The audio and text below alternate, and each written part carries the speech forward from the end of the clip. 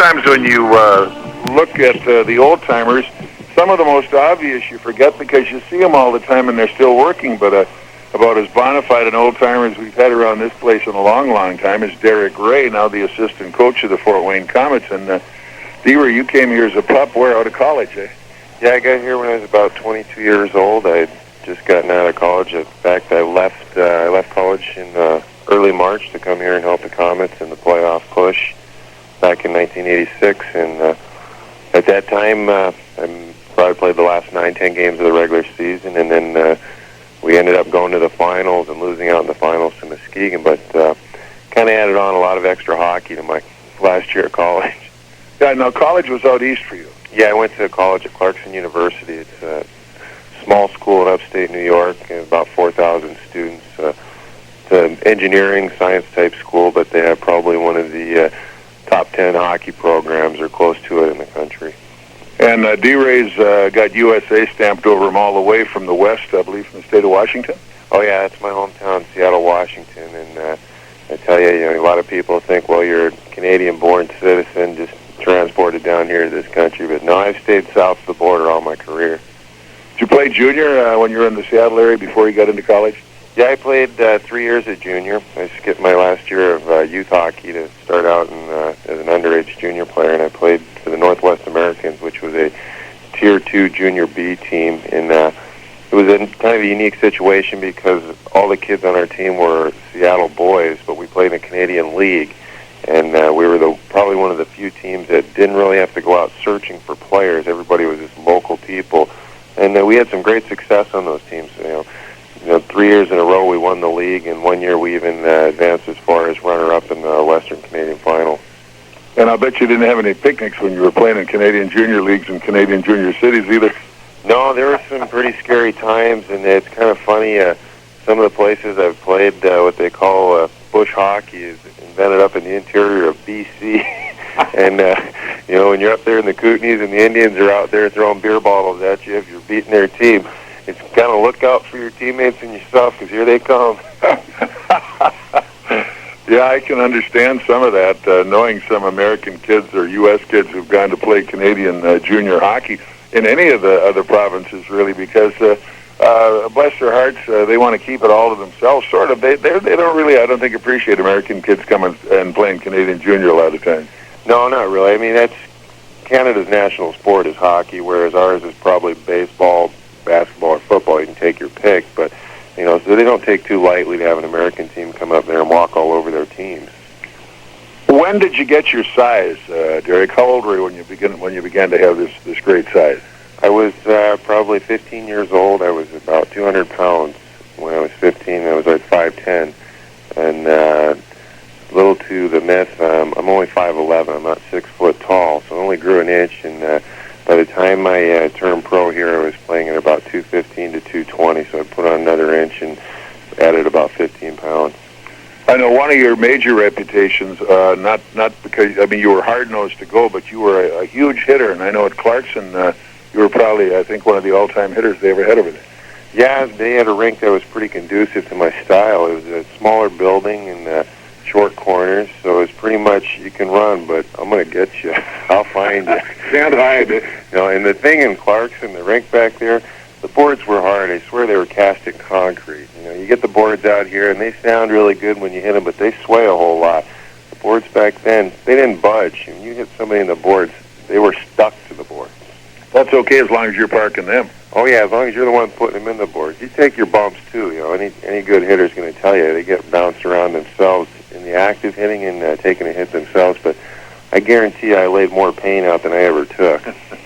In fact, it was that basic style, laying on the pain, that kind of shortened your career. Yeah, that's basically the crux of why I can't play anymore. Repetitive pounding led to some deterioration of the discs in my neck, and by the time they got in there and had me cut open, they realized that I had a whole mess of bone spurs inside my spinal column.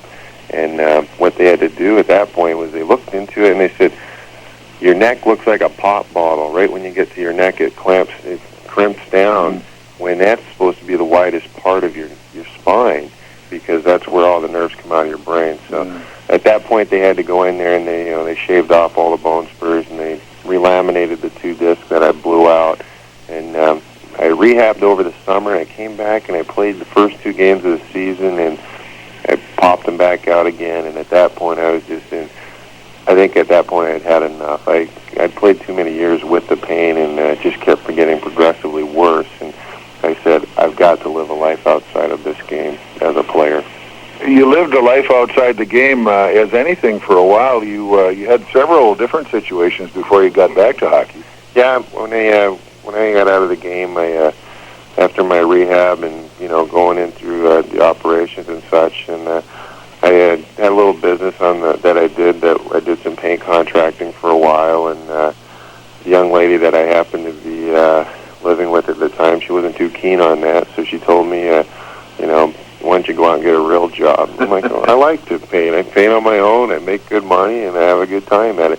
So I did. I put on the suit, and I went to work for General Telephone. But before I did that, I came here, and I worked for the Frankies for a full summer, helping them get this team off the ground. And at that time, they didn't know if they could basically afford to keep me on the payroll throughout the season. So they kind of prompted me, hey, maybe you find another job, and try that avenue for a while. And so I did. I got a nice job with the General Telephone Directors Corporation, and I was on the road quite a bit, and I enjoyed that for a while, but kind of got monotonous. I was on the road Monday through Friday every week, and after about 5 months of that, I wasn't too happy, and at that point, the team was financially solid, and they realized that, they could afford to pay me, and they could use my services. So we talked about it, and at that point, they said, why don't you come back in at the start of the next summer, and we'll put you on full board. So when I came back as a public relations director. I did a lot of advertising and promotion sales, and I also handled the souvenirs and merchandise. We're back off the street with D. Ray. He's back in the Komets office, and now things are getting serious. He's doing souvenirs, he's doing PR, sales, a little bit of about everything you could, except you still hadn't gotten your fingers in the hockey club as an assistant coach. They had a lot of them at that time, didn't they? Yeah, at that time they had quite a few guys running around. Al kind of had his hands full trying to run a full team. He didn't really have an assistant on the bench or one, on the ice with him. And we talked about it off and on throughout the beginning of the season last year. And finally it came to the point where, Al was looking for an assistant, somebody who had some knowledge of the game. And I've got a pretty good idea of this league as being a player in it, and then watching it the past couple of years as as a spectator basically. And I came in and helped Al, just try and keep the boat afloat, and it worked out pretty well. I was very successful in my first endeavor as an assistant coach. Thanks to Al and the team, the guys they went on a tear of 28-1-1 as my debut as an assistant. The guys were telling me after the year, they said, hey, you might want to give it up. I don't think anybody's got a better win percentage than you do.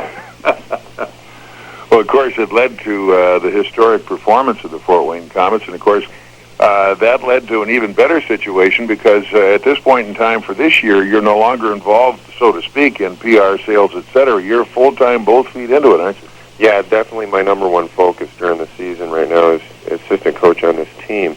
And, my goal right now is to be the best assistant coach that I can be for Bruce Boudreau and for the Fort Wayne Komets. And look what, folks, he got off the road from some of the other businesses he was doing because he was all week on the road. And now when we go on the road, I mean, man, we are gone, D-Ray. I tell you, it's been quite a change in my lifestyle. I know, before when the team would go on the road, I was just a PR man. I didn't have to go on the road so often.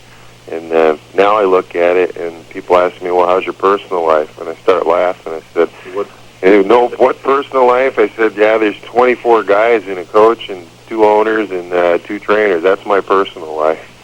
Of course, who would have thought when you first came down from Clarkson, number one, that this league would be where it is today? It wasn't a bad league. There were some pretty good hockey players here, but at least we were still a bus league.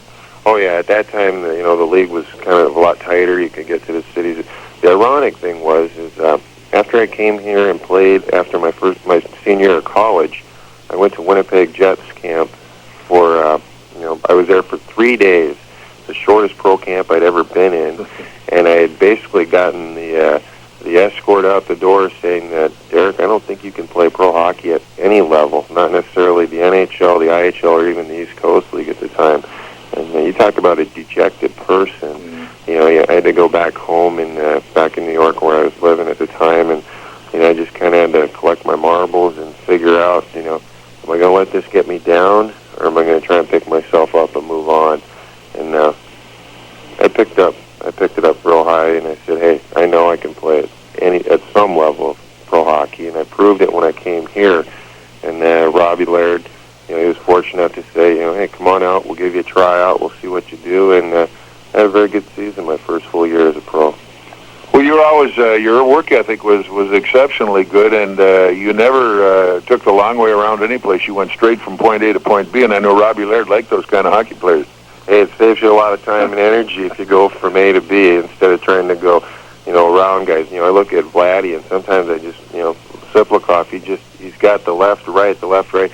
He'll put on 10 moves on one defenseman and beat him 3 times before he gets down to the net. I'm like, Vladdy, after you throw the first one and you get him beat, just go straight. Go for it. Go straight. Don't beat him again. Just keep walking down the ice. But to me, that was my style of play. I had to work hard. I didn't have all the hands, you know, and the stick handling and the shooting ability that a lot of players did. The one thing I had was I had good defensive skills and a good head for defense, and I had the physical size, and I had some speed that I could use it on players. Well, now you're at this particular level of your career as far as hockey is concerned. You're the assistant coach. You're handling a lot of the stuff, working with Bruce on the bench. What basically is your responsibility, the forwards of the defense during games? I pretty much handle the defense on the game days, and you know, it's kind of a good mix. Bruce is he's concentrating on the offensive efforts of the team. He works on putting the forward combinations together. Most of our combinations and our pairings are set before the game, but there are situations where you get in a power play. You know, you want to throw out, you know, maybe a Dan Lambert with a Kelly Hurd as the extra, you know, as the other point man, and then that penalty kill situation. You know, you get maybe one of our penalty killing defensemen like Kerry Lucy gets the penalty, right? So I've got to make a little shuffle there and try to, you know, pair somebody up with his partner to kill a penalty. So there are some changes that go on during the game, and you've got to think, you know. I tell you, my biggest surprise was our last game that we had in Indianapolis. We dressed 8 forwards and 8 defensemen. And you talk about a Donnybrook trying to get 8 defensemen into the game. You know, 2 of them were shuffling off back and forth playing forward positions. But I look at Bruce, and I think that was the most I've ever asked Bruce, well, which 2 do you want? I brought a quarter out with me and flipped it a few times. Said, okay, heads he's up, tails you're not. Well, that was weird for me, too, because, you know, you look at guys like Guy, who's played defense all year long, and you look at Mac, who's played defense, and then you throw the new fella in there, and all of a sudden I couldn't tell who was going where for a while. Oh, it was kind of complicated, because when Guy was up on the right wing and he'd come off for a line change, one of our defense almost jumped out on the ice. They got a quick paw, grabbed him on the back of the jersey, and said, sit down, he's a forward.